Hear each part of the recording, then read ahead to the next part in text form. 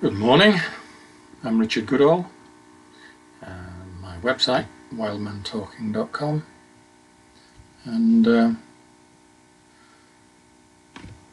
what I'm posting this morning is what I'm noticing on LinkedIn particularly, but hearing on different social media outlets, on the news, etc., is the difficulty, for want of a better word, but actually the challenge of male behaviour in today's world, both from not both from, but mainly from an abusive perspective.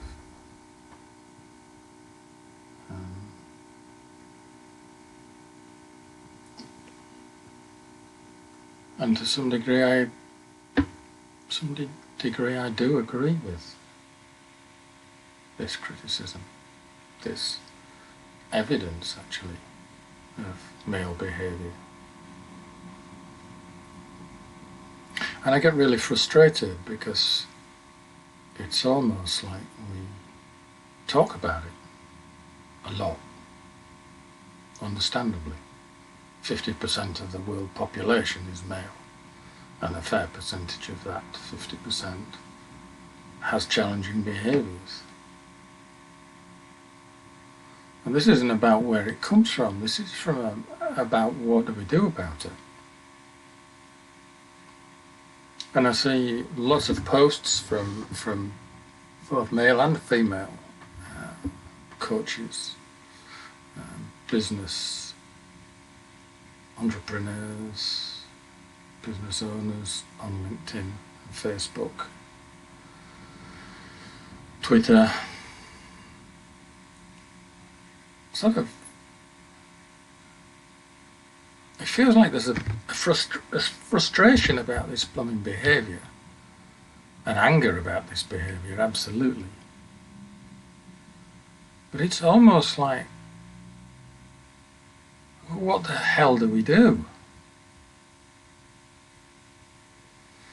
And there was a post by Dr. Zach, I think his surname is pronounced Siegler, but I'm not sure, he's based over in Australia, about his experience of male, the discussions around males and their abusive behaviours. And there are lots of good people doing lots of brilliant work around masculine behaviour. But it's all sort of scattergun. Everyone's got a slightly different take on it. Everybody is using slightly different methods. And in my role as a counsellor, psychotherapist, I work with men with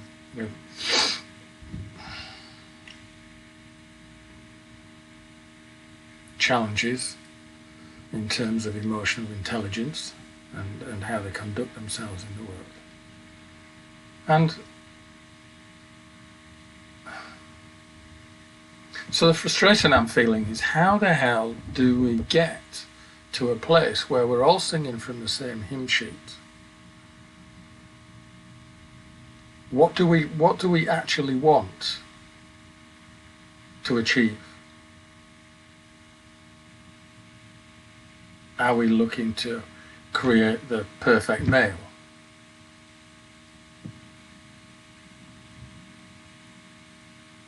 Because everybody's perception of what that's going to be is going to be different.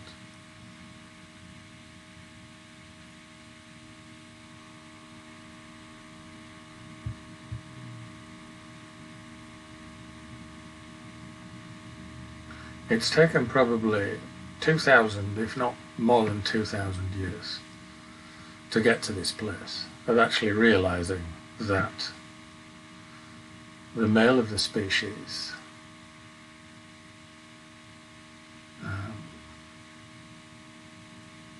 has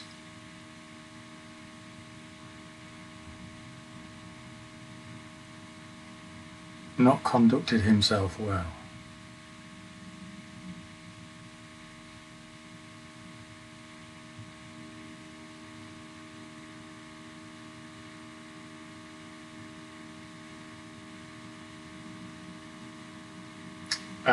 And I include myself in that.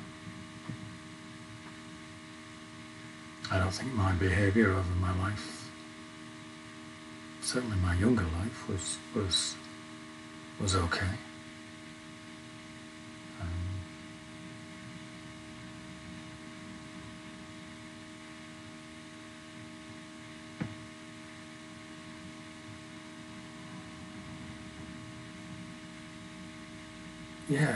What do we want? How do we achieve it? How do we get to where we believe we want to get to?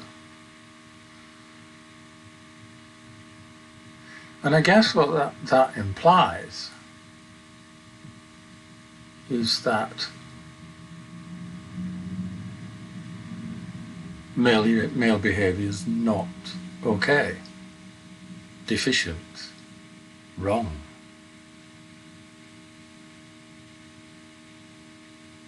And I guess in phrasing it, in shaping it in those terms, this can have an impact on creating more resistance to change.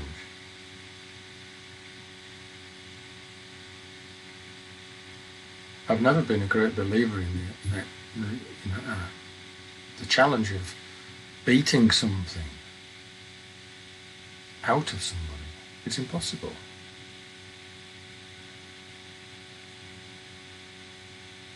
It is impossible to beat a behaviour out of somebody, whether that be verbally or physically, by punishment, by vilification, by naming it and shaming it. And I can understand from the perspective of those that have been at the hands of absolutely vile male behaviour, that from that place of pain, that they want to inflict pain back. I understand that. Absolutely, I understand that.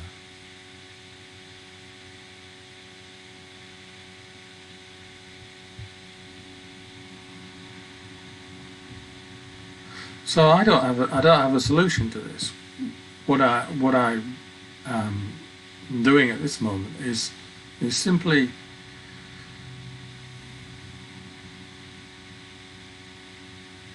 airing how I perceive posts and writings.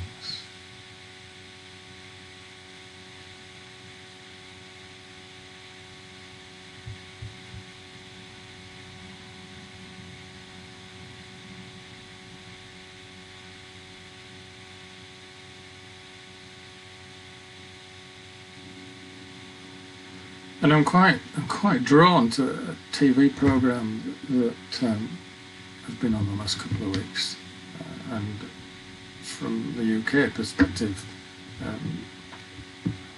sort of professional cricketer Freddie Flintoff is creating a programme around introducing cricket to kids who've never had a chance to even think about what cricket is. And in doing so, the recognition that it's not just about introducing these children or young people from very poor and underprivileged backgrounds to cricket, but actually it's about connection. It's about connecting with each other and with adults who care about who they are and what they do. And dare I say the word love, oh my God, he's dropped the L-bomb. Because actually there's only that perspective that it can come from. Certainly male to male. I understand that it may be very difficult for those that have been at the hands of male abuse to see that place.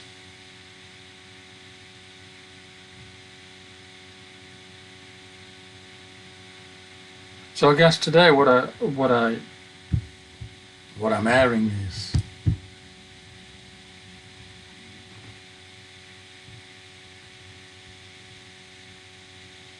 when I'm working with my clients, I hold my clients in love.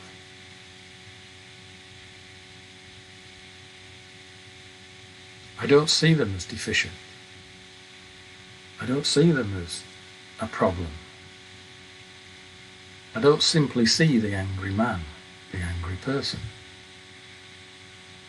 There is more to that multidimensional human being than one perspective. So how do we bring that forward?